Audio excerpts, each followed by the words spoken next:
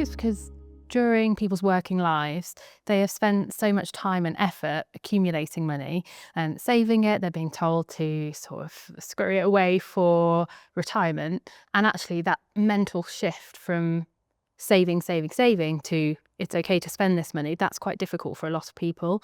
And we find that especially people, sort of boomers, they find it most difficult. And I think it's because they potentially were brought up in an environment where you had to be quite frugal, and that's just stayed with them.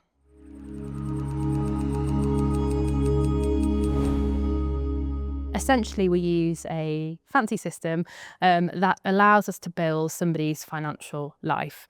So we look at the income and their expenditure that they're going to have over their life, and we look at the assets that they've got. We put this all into the system.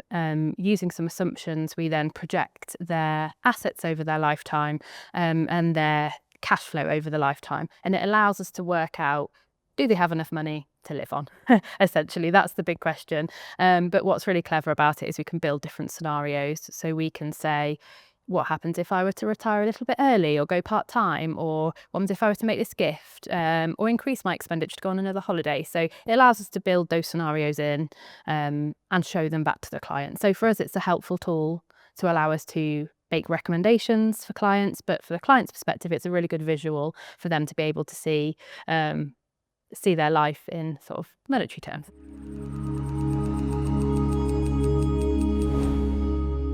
I would use a cash flow modelling tool to show them how much money they would have over their life if they were to continue with the spending level that they were. So that's sort of our baseline. This is what would happen if you did nothing.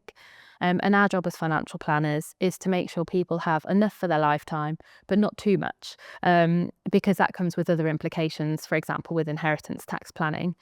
So we would potentially talk to them about gifting. Rather than spending more, is there somebody else in your life who could enjoy spending that money, and you could see them enjoy it whilst you're still alive, rather than waiting until sort of the inevitable happens after you've died. So it's a little bit of coaching, but also at the end of the day, it's the client's money. And if they don't want to spend it, that's their choice. If they do want to spend it, that's their choice. We're just there to show them the impact of that.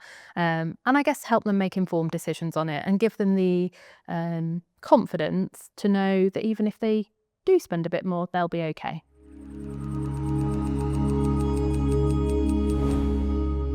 I worked with a couple, and they had saved all their life, as many people do. And when they were in retirement, they were really struggling with spending the money. It was quite a mental shift for them. And what we were able to show them is if they were to increase their expenditure, they could do it. And so I would encourage them, spend more, it's okay, look, you could do this, you could do that. And I was told in the following year in the meeting, like, Hetty, you've become a household name in our house, because every time, my husband wants to do something and I'm like, oh, I'm not sure if we can afford it, he'll say, Hetty says we can, Hetty says it's fine.